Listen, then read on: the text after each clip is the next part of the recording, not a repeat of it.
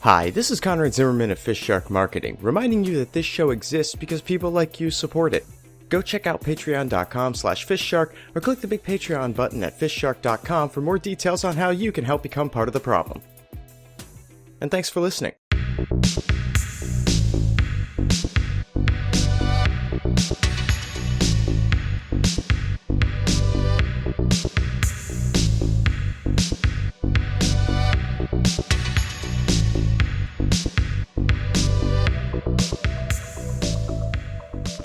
Got some new pills in today. Don't mind me. Everyone. No, I totally understand. It's the ritual, right? You know, every day it seems you're taking another pill. Well, that's the way it goes, you know. I've got these. I've got gummies as well. They do a lot of gummies now. I got fiber gummies for my constipation that I get as a result of some of the other pills. It's a whole deal. Sometimes you need pills to deal with the pills that you got because you took too many of the other pills. It's a curse of the job, you know? Well, you need the pill that makes you not care what's going on in your life, but then that's going to cause stomach discomfort. So then you're going to have to take the pill that, you know, reduces your risk of irritable bowel syndrome. And then you've got to take the pill that loosens your stool because of all the constipation that the stomach lining pill resolves. And then you've got to take the pill that makes the fecal matter that you're producing from the constipation smell like fecal matter because it develops this sort of odd, pungent, almost spore-like scent that just makes a room feel like it's growing mold all the time. Which, to be honest, smells better than fecal matter, but it's an uncanny valley situation. Well, everybody knows what it is. It's not as it should be. Everybody knows that that's not how it's supposed to smell in that room, right? Yeah. And that used to give me terrible anxiety. Oh, but sure. I have pills for that. So that's fine now. I feel very calm, very centered. The only drawback is a little bit of skin tissue degradation, which I have pills for. I'm trying to... So this whole kind of food chain you've described with pills for pills and then pills for the side effects for the pills, it all starts with the pill that you take to not care about life? I mean, maybe you could just remove that one, and then you wouldn't need any of the other ones. It's a vicious cycle, I won't deny it, but in the end, it's all about quality of life, isn't it? It's all about quality of life, and some people say pills don't work. Well, they may not work for those people, but for me, how am I going to combat hair loss without my hair loss pill?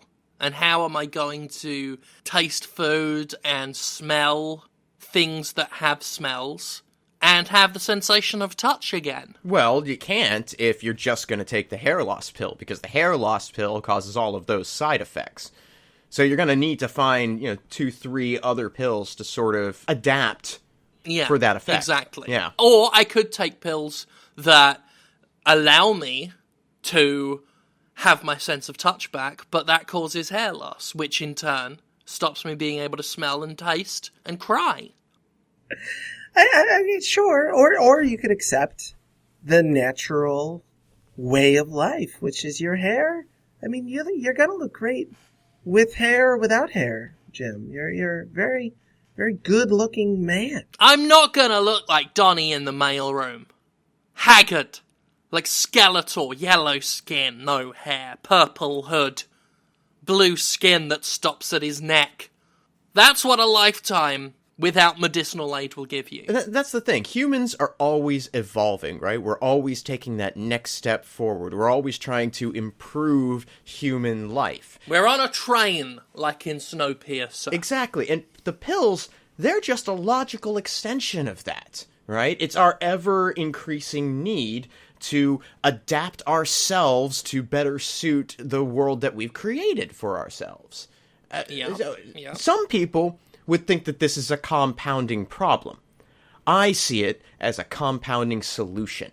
the more pills you take, the more solutions you're achieving simultaneously. Exactly. I mean, in an age before blood pressure medicine, okay, I'll admit it, I'm not the most healthy man. I drink, I eat red meat, I get upset at the smallest provocation. I punched a vicar yesterday because I walked past a church. So, with all that in mind, I'm under a lot of pressure. I won't stop eating steak. 10 years ago, before the discovery of blood pressure medication, I'd have burst. The blood would have just popped out of me, like those balloons full of blood in part 2 of It. Sure. The original, not the upcoming remake. But now you've got the blood pressure medicine, and okay, yeah, does it make you itchy? Sure. Very itchy. But you've got a pill for that. That's not a problem. I got a pill for the itching. Yeah. Which is, it's good that it stops the itching because it makes my fingernails so incredibly soft. Sponge-like, almost. It's a whole Brundlefly situation down there. So I've started taking nail growth pills. And of course, because nail cells are genetically identical to hair, it doubles as a hair growth pill. But of course, I'm already on hair growth pills, so I'm also taking hair loss pills to balance that out, so that I don't look like Cousin It. You make a convincing argument. The proof is in the pudding, and your pudding is sweet. I wouldn't know. I'm allergic to pudding. You know, there's a pill. Is there? Yeah. You can. There's an allergy pill that will specifically let you be able to eat pudding again. Now, the pudding one, I will admit, does cause some liver failure.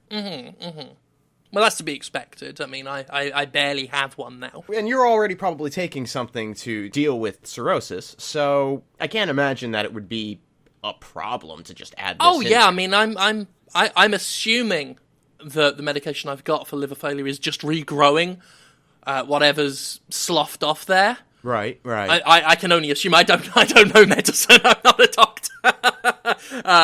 So I would assume, so long as you're taking something for liver failure already, there's literally no side effect from taking other medicine that damages your liver.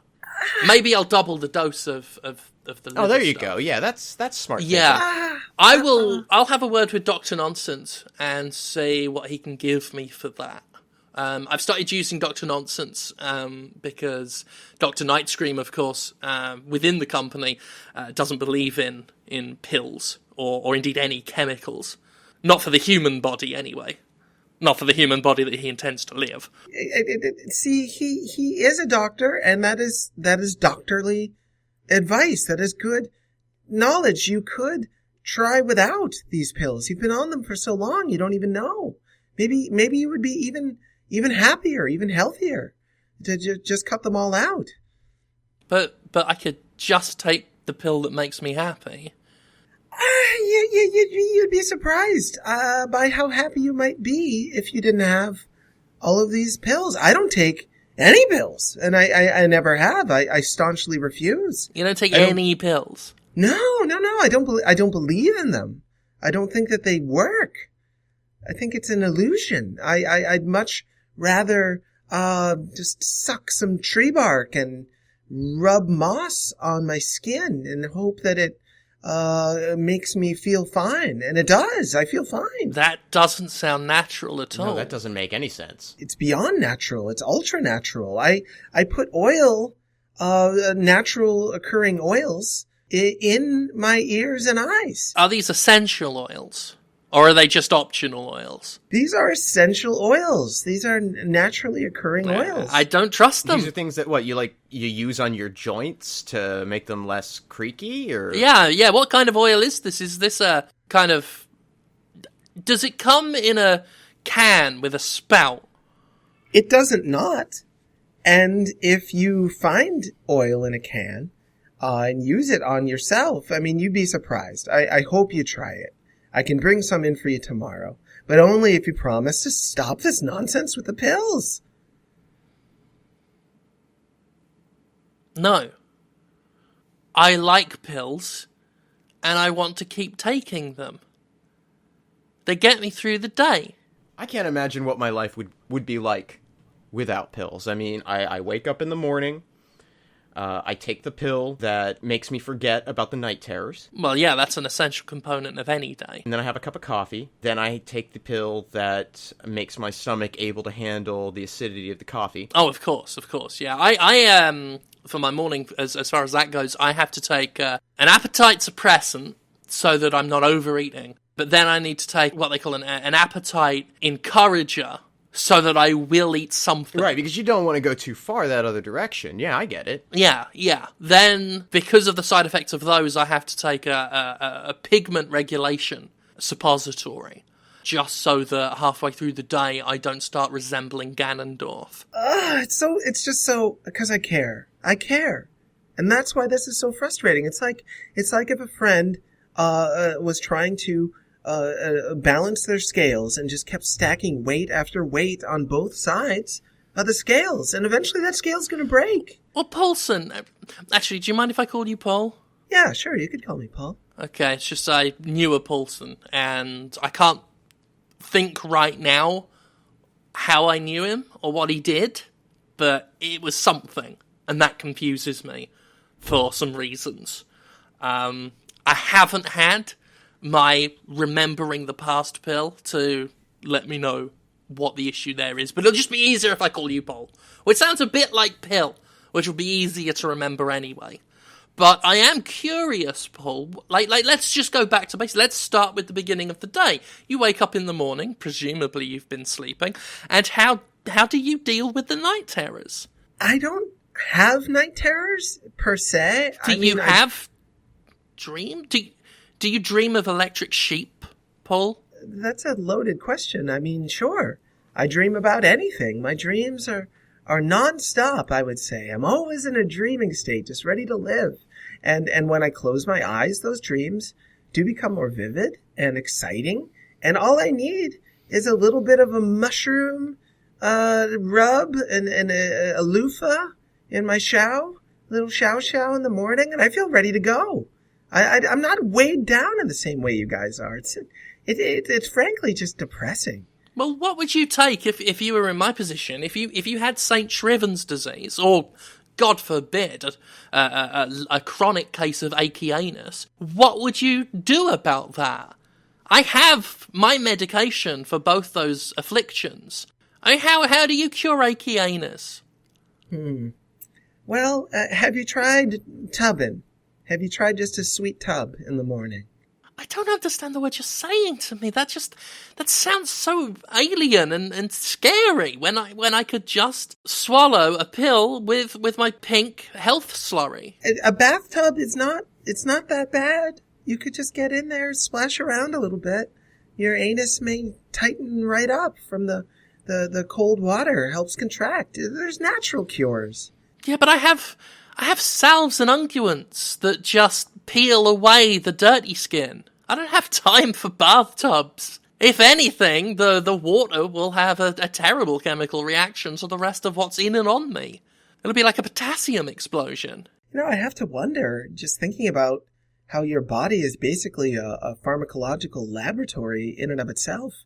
What kind of, what we could do with your excretions? They may be pretty potent in and of themselves. That is a point. There was a period about a year back where a chemistry teacher tried to use me to break bad.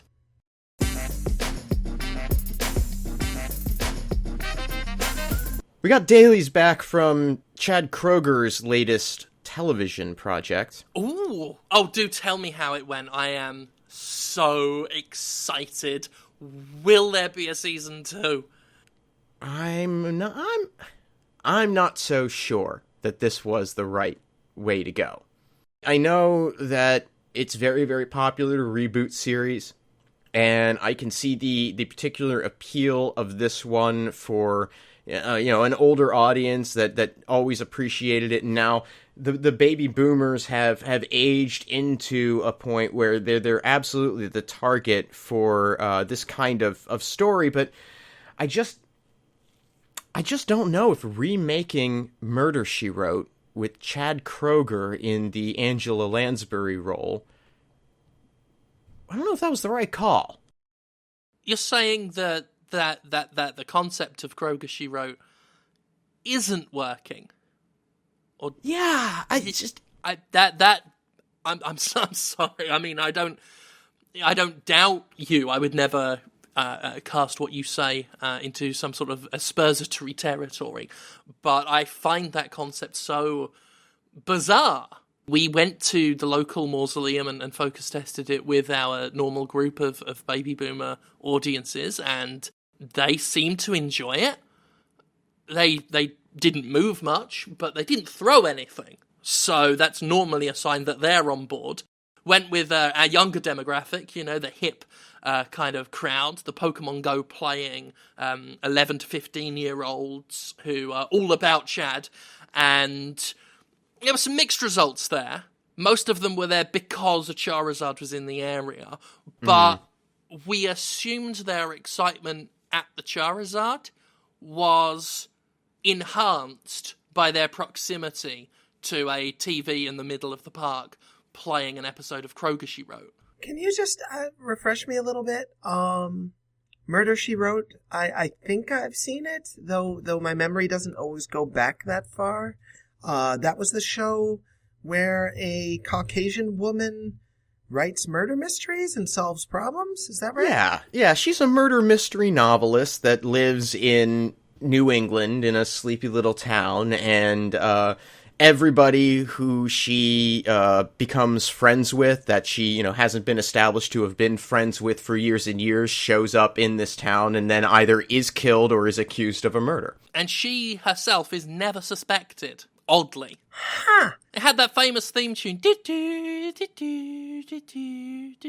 was the Antiques Roadshow. That's right. How did it go? Diddle-diddle-doo. It was some sort of diddle-diddle-doo song. That's it. That's it. Was it? Oh, are you sure? I thought it was wasn't that? Oh, see, they're throwing a spanner in the works now.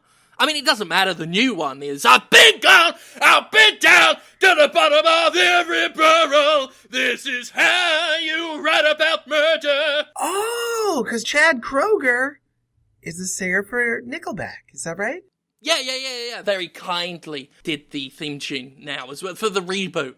They got Fall Out Boy to do Ghostbusters, so it makes sense that we'd get Chad Kroeger to do Kroeger She Wrote. Not with Nickelback, though. The rest of them weren't interested. Well, I could see why. I mean, the show, it's not exactly hot. It's not sexy in that Kroeger way. I don't get how it isn't. Chad Kroeger plays an old writer of murder mysteries in a sleepy little town whose friends are killed or accused of murder, and inexplicably Chad Kroeger is never blamed. It's so Kroeger, the appeal. Let's break it down. It's sex, it's screaming, it's guitar solos. He's the last living Thundercat. It's Thundercats. It's biting.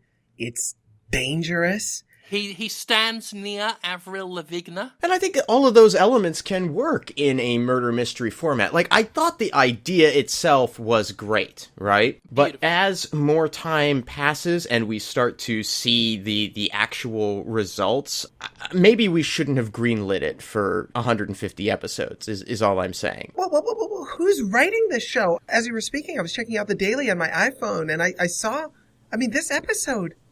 This is chalking in at 20 minutes long. It's just been Chad Kroeger making lasagna alone. Oh yeah. It's a lot of seeds of quiet cooking and contemplation as he tries to figure out who the killer is. Or in some episodes, he just hopes that a murder doesn't happen that day, and sometimes it doesn't.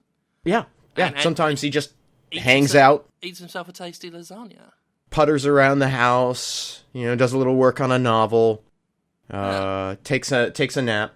And he's dressed as a old woman. He's wearing a long skirt and blouse combo with lace. His hair is up in a bun. Well, yeah, he's mimicking Angela Lansbury's look in a few ways, just to be reverent to the original role. But they're just there as reference points. He is still Chad Kroeger. Yeah, Chad Kroeger, the celebrated frontman of a popular hard rock band, decides to retire to a sleepy New England community and write murder mysteries. Yeah, hangs out, has a chat with Avril Lavigne, in this case played by Deborah Messing. So beautiful, it's such a talent. But the thing is, I mean, so fans of Murder, She Wrote, they would want to see that kind of show again. Some murder, some writing. I mean, think back to all of the great TV detectives that we've had over the years.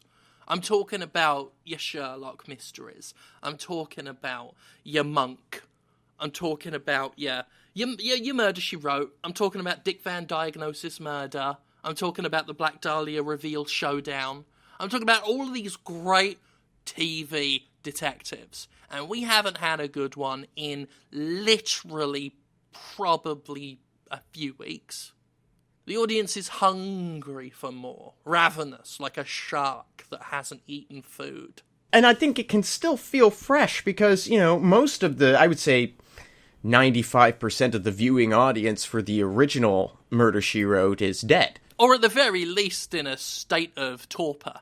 Right. So, yeah, I don't see that as being a problem. I don't think people are going to be like, oh, this is such a ripoff, and oh, Chad Kroeger tapping on a typewriter doesn't make any sense to me. Like, no, I think it all sort of tracks. It's a fun idea, but he's not putting himself into the performance as well as I'd like. Like, he is, I think, misunderstanding that he's supposed to be Chad Kroeger and not Jessica Fletcher. How is that not scanning? Like, I always pegged him as a magnificent actor. He was in Nickelback. He pretended to be a musician, for God's sake. I think it doesn't work in part because he's not, what's the word? Amiable in any way. Well, no, he's distasteful. He's a disagreeable little man. And I think that was the hook with Murder, She Wrote, is that she was such a likable, friendly, individual, and it's kind of hard to imagine Chad Kroeger having friends, let alone people who would help him out in zany investigations of murders. Okay, how about this? Is Angela Lansbury still alive? Well, I think she's alive. I don't think she's working. She's like 90 years old. Perfect. Okay, well, if Chad Kroeger in Murder, She Wrote didn't work, how about we bring Angela Lansbury back and come up with Jessica back? Get her to start a hard rock band and tell the world that this is how we remind her. And if she solves a few murders along the way, then no harm, no foul. So Bill O'Reilly's a kaiju now. Excuse me? Well, like, kaiju, that's some Asian thing, right? Yeah, big. Like is he having sushi eaten off of him? Is that what that is? I think that's what that is. No. It's, think Godzilla, Mothra, Gamera, Rodan. Big Japanese monster, destroys cities. Oh. Normally has some sort of warning about treating the ecosystem better. Lasers, destruction, people screaming, cars stepped on. That's Bill O'Reilly now, Fox pundit. Yeah. I've heard of this. This is it's like a metaphor for nature reacting to man destroying nature. So as a reaction to the nuclear bombing of Japan, Godzilla rises up and fights back because we can't take nature for granted. This makes sense because we've been taking Bill O'Reilly for granted for years now, and it's only a matter of time before he would, as a force of nature that he is, strike back and rise up out of the ocean and destroy everything. As we deserve, I think, at this point. I mean, it's really been kind of a shame what we've done to the O'Reilly factor over the years. Yeah, there's just one problem. The particular factor of this O'Reilly is, as much of a kaiju as he isn't big. What do you mean? Big. He isn't big. He is definitely a kaiju. He has immense destructive power. He shoots laser beams out of his mouth and eyes, capable of leveling a city block. Wow. It's horrifying. But he's just not large? He's still the normal size of a human man.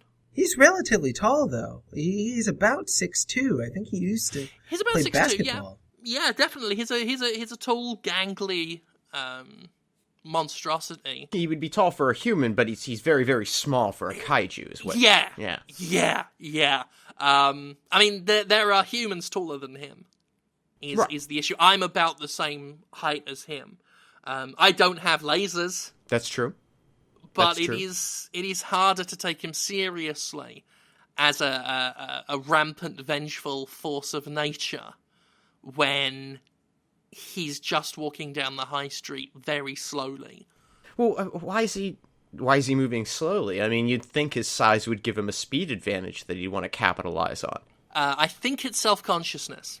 Really? I think he may be laboring under the impression that if he moves slower, he'll look bigger. Right. He's taking very broad steps and kind of making noises every time he puts his foot down. So he's just boof, boof, boof. Also, he doesn't sound like Godzilla, so every 10 steps he'll throw his head back and go, ah! Well, I've seen him do that on The Factor, sure. Yeah. It doesn't sound like Godzilla, or indeed any kaiju. So what kind of reaction is he getting? Are people running in terror, or are they stopping and laughing? Or are they just confused? They're mostly crossing the street when they see him. Well, like you would. Yeah. I mean, I'd have done that before I knew it was a kaiju. I mean, he's knocked a couple of buildings down, but, you know. So he has that kind of strength. He can knock down a building. I mean, sure, yeah. He can topple a building, but the senior partners do that every Friday. At random. Right, that's not super impressive. It isn't enough to just topple a building. I mean, he's trying to fire his laser beam at cars, but by the time he's reared his head back and charged, they're halfway down the street. He's missed them. He hits a cat. And that just annoys people. So it's more the slowness that's really holding him back. It's the speed. Yeah, it's the speed issue. He refuses to budge on this because in his mind it's less impressive to just walk like a normal guy down the street just melting things with your laser beams. Then, according to him, he's just some guy with a laser eye mouth. I mean, that's the Superman, Clark Kent, normal-sized guy, laser eyes, super strength, incredible force in this world, for good or ill, depending on what story you're reading. He could take on that kind of role in this world if he would just speed it up a little bit, it sounds like. I mean, you've got to look at the other elements of this whole situation. Superman had a cape. True. No, is that it? Well, yeah, but Bill doesn't. So should we get Bill a cape? Well, no, he's not wearing any clothes. He's a kaiju. I mean, how are you going to get clothes that fit a kaiju? Well, but he's a pretty small kaiju. That is true. I mean, proportionally, he's comparable to a human. Like, I feel like if a cape would fit a human, it would probably fit a Bill O'Reilly-sized kaiju. Yeah, it stands to reason. I mean, he is proportionally a human, so clothes would work. But then that brings up the question, should the clothes work? We could spend so long wondering if we can dress Bill O'Reilly that we never stop to ask, should we? Well, I just assumed, and stop me if I'm wrong for assuming, but if he's trying to pretend he's big, and that's why he's walking slowly, he probably wouldn't want to be faced with the fact that he is in fact regular size by wearing regular size clothes. I feel like we're just as much dealing with O'Reilly's destructive, terrifying kaiju powers as we are his own denial of his regular size. So maybe we could get him a little cape. But maybe we take a Hulk Hogan approach to this. Oh. You look at Hulk Hogan, and what you see objectively is a hot dog man with spaghetti hair. You don't see a Hulk, incredible or otherwise, but they did give him a shirt with a lot of holes in it so that he could rip it and we'd think he was big. And that worked. I used to watch the show, the wrestle show, when I was a child, and I'd think he was 20 foot tall. Sure. I'd be like, step on Jake the Snake Roberts. He's so small now that you're big. Because you pulled your shirt off, and it didn't even look like it hurt to do it. Maybe we just need to, like, hire a flash mob that, you know, will follow Bill around and act like they should be fleeing in terror, just to sort of puff him up a bit. Because I don't want him to be insecure about this, you know, change in his life. No, it's enough pressure to be a kaiju. You don't want to then worry and stress out all the time of, am I kaiju enough? What if we got lots of mice in little hats so that they're like people? And they can just sort of run around at his feet and he can feel gigantic? Yeah. And a series of buildings. We could make some buildings that are, 5 foot, 6 foot tall for him to stand amongst in order to feel like he's got that girth. Yeah, what if we just move him to the model village in the park? By helicopter, of course. We'd have to pull him by copter. Of course. We'd have to winch him up because it's a kaiju. We could just get a heavy-duty drone. To do that, yeah. And again, so that he doesn't feel self-conscious, we'll get some little smaller remote control helicopters that he can kind of bat away. Oh, good, because if there's one thing that needs to be maintained, it's Bill O'Reilly's sense of self-worth. Absolutely. If anything, it's the entire reason I'm here.